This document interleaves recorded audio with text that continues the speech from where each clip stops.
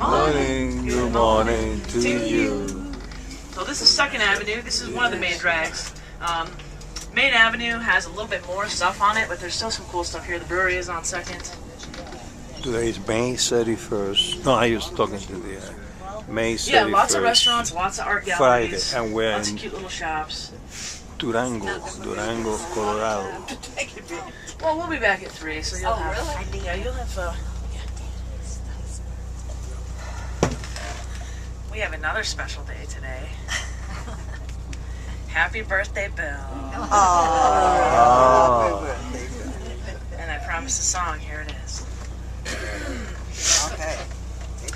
Reliving my macaroni grill days. Tanti auguri a te, tanti auguri a te, tanti auguri, caro mio, tanti auguri a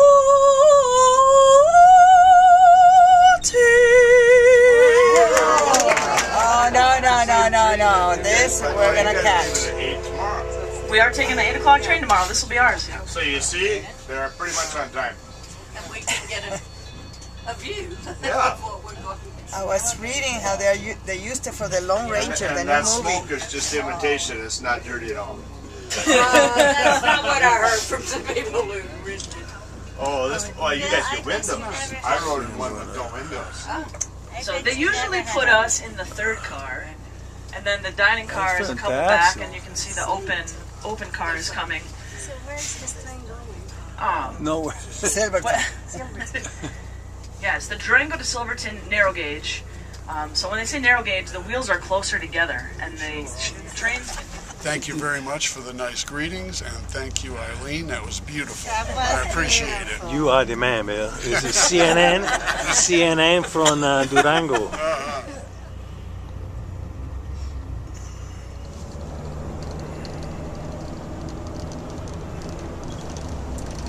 So we are in the visitor center.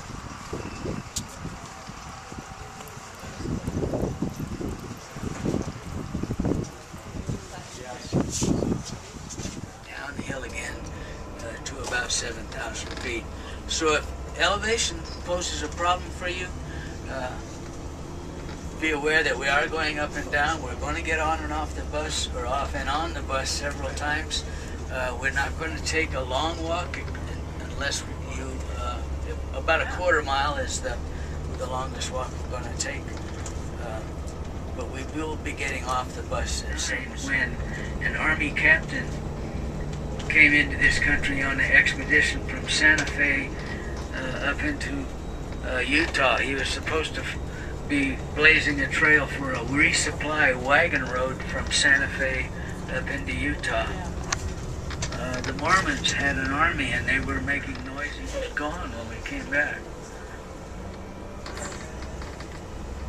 This tunnel was opened in 1958. Before this tunnel was built, the road that entered the park was a rather hazardous adventure.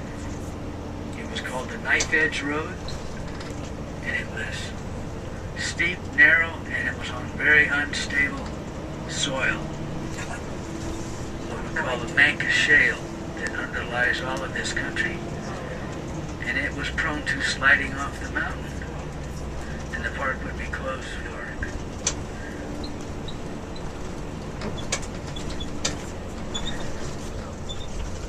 You can see the dead timber here. The brush comes back rather quickly. They all sprout after fire, but the trees, of course, take a long time. Perhaps as many as 50,000 people lived out on that Great Sage Plain. These people were farmers, and they farmed 3 principal crops. They farmed corn, they farmed beans, and they farmed squash. And they farmed dry land, and they planted these 3 crops together in a single hole dug down to moisture. The corn grew up a stalk about between the widely placed plantings, Blue Mountains in Utah. Something I want you to notice here on the left, you see some coal seams here, right near the surface. And all the reading I've done about this is becoming reestablished, but you can see the dead trees. Not all of these were fire killed. Some of them were killed in a beetle invasion we had here in 2000, 2001. And it was an Ips beetle that attacked the pinyon pine, which is the pine tree we see here. Instead of calling this a pygmy forest, we should refer to it as a pinyon juniper forest, named after the two trees that fire wood and for building material, and better than that, all of the other vegetation was burned away. As I said, the Park Service flies on grasses and forbs to get good soil cover established, because our soils blow in here on the wind and they will blow out of here on the wind, and it needs to be protected. There's mule deer, Odocoleus ammonius, if you want the name, scientific name. And they're still just coming into their summer coats. They have kind of rough hair on them. We also might see some horses up here. And these are not wild horses, they're feral horses. That is, domestic animals. European visitors especially get a treat seeing the horses. Used to be a lot of horses up around the lodge, and they couldn't figure out where they were watering.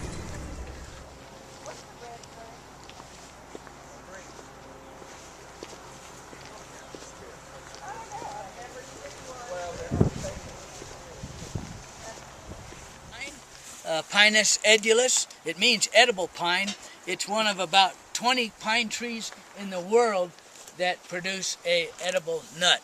But you can see anywhere this tree is wounded, it exudes a very sticky pitch, and these people use that berry, that outer husk of that berry, when it's soft, or when it's immature, it's still soft. It's somewhat sweet, and I'm told that they use that around their neck as an item of jewelry. This is a much harder wood than the pinyon pine. Longer poles that they lash to the tops of those beam posts with their yucca fiber twine, so they had a post and beam framework. They did the same thing in this smaller room. They took our outside of this building with a couple inches of mud. So you had a pretty good sized room, no interior walls, just those four posts, slant-sided air through that little hole. When it came through this doorway, this stone was standing upright. That's called the deflector stone, and it deflected that air around it. The side deflectors, the remnants of which are right here and right here, further deflected that and made a cross breeze in here. And once you got that draft established, it was sort of like living inside your wood-burning stove, and that smoke rose straight up. And I can imagine a couple of children sitting in there out of the way where they wouldn't get stepped on by the older kids running around. But probably this has something to do with food storage or food preparation. We don't know. It's kind of unique to this particular pit house. Pit houses are not all the same. Some are dug deeper, some have 2 rooms, some are dug a little shallower, but they're all very... Enters it, it's like a big sponge, and it moves down very slowly under the force of gravity, about 2 centimeters per year, until it comes at about 80 to 100 feet. It hits a layer of shale that was laid down when that sea was a big swamp. It's vegetation. And that is very hard. It will not allow the water to penetrate it, and so that water starts to move sideways. Span a long period of time, and it's not unlike anywhere else in the world that was built on top of previous occupations. The first people here probably lived in a pit house. There's no evidence of that here. After they lived in a pit house, they used up all the resources and they moved away. With the next people that came back here, maybe 100 years later, they were no longer building pit houses. And some people say, well, it's because the women didn't want to dig a pit anymore, but I don't think that's the case. They're running out of material to build a pit house. That took pretty good sized timbers, and a lot of them, and So they were just building a much simpler building. They were just putting poles in the ground about 1.5 feet apart, tall enough so they could stand up in them. And remember, they're short people. They were making little rooms that were hooked together like a little motel unit, still entering through that flat roof with a hole in the roof. These were daub and wattle, mud and wood buildings. They lived here for a time, and they...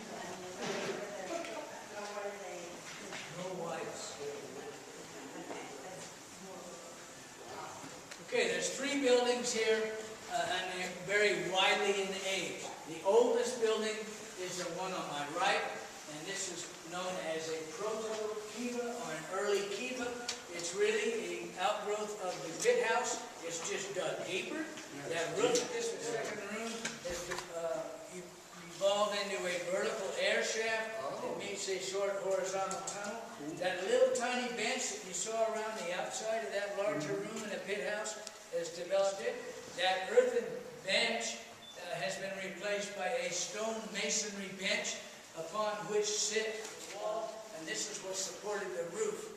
This building in the center is the last building, or the last tower that was built here. Notice the different...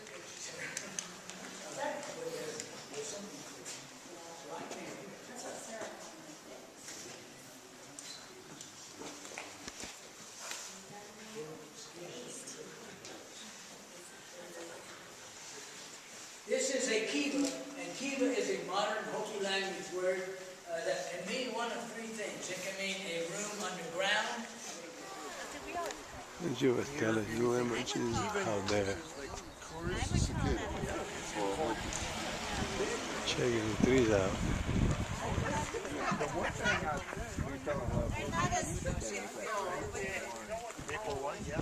What's the bird?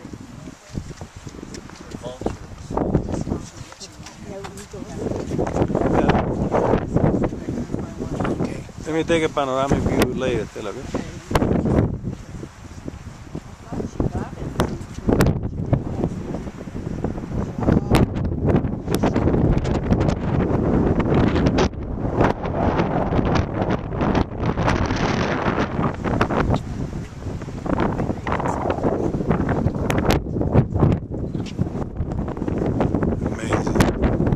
Amazing view. You see the ledge down about 2/3 of the way down. You see the walls there? Yes. Pretty much disintegrated. Right straight up. Yeah. That big crack in the middle of the cliff go right straight up and to the right a little bit. Yes. And that overhang, you can see a building that's taller than it is wide. Oh, yes. Yes. Stone masonry building. Yes. That's they found that very In there.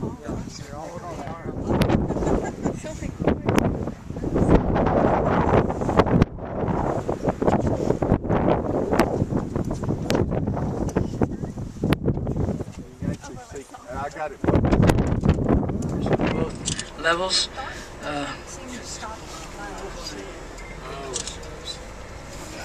And if you look carefully, you can see the stone steps on a building that's no longer there. Firehouse, scare everyone, but that's all right. We've only run 1 bus off the road here. No, we haven't run one, but you can see living areas on both levels. And then the place on the left with the white plaster, this was an open air ceremonial plaza. And I can imagine sitting up on this side of the canyon, eating pine nuts and popcorn and watching the show down there. Why not? These people were modern man, they like to have fun. They're folks just like us. So those cowboys soon got out of the cow business and they got into the tourist business. And they were bringing people up here. Most of the rooms were dedicated to food storage. And that this was a food storage area. The population in the summertime was maybe 50, 60 people who built the buildings.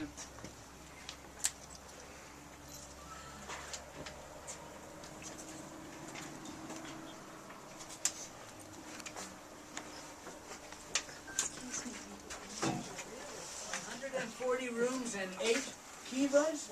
What you're looking at is 130 rooms, and then in the cliffs around close by are 10 additional rooms that are associated with it and counted as part of this village.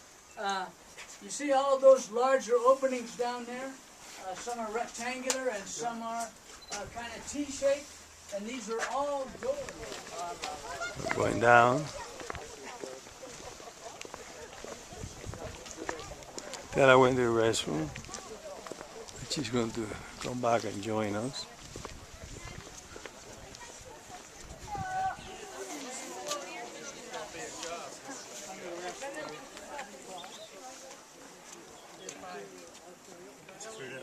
It says my card's used up. Oh no. Stella is going all the way down as usual.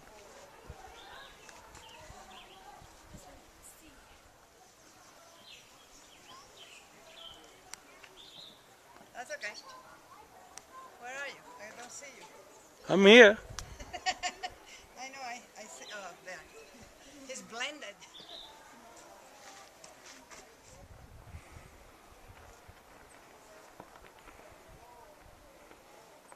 Well, I didn't go all the way down because if I did that, I have to go all the way back up. So, but Stella, she decided to go all the way down. Stella, I can see Stella.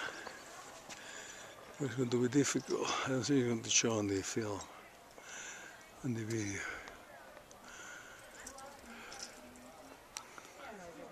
There. Well, I really wasn't worried about No, you, I wasn't. but- There's Stella. Stella is way down there.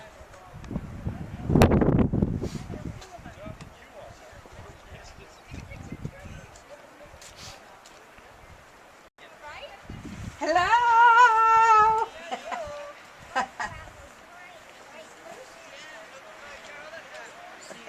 Now you're taking a picture. Taking pictures of each other, taking pictures of each other. That's cool. Why? Because we left without telling. Oh. I said, yeah, that's what makes Jim mad, is if I take off. And that's what makes me mad, if he takes off. And I don't Your know. voice is that okay? Because I'm recording them, but this is coming out. What are you saying? But that's okay, right? There's nothing. We're just talking about our husbands. Yeah, I'm talking about my wife too. Hey, Stella, keep taking pictures. You want me to take a picture? Did you go down in the... I did. Yeah. She does everything. Okay. Two more on the right. The same four we saw. Oh, there's more than four. Oh, there's a whole family. There's a lot more than four. Yeah, but I mean, so this is about the Can area. you see it? There's a little buck there. He's getting his antlers.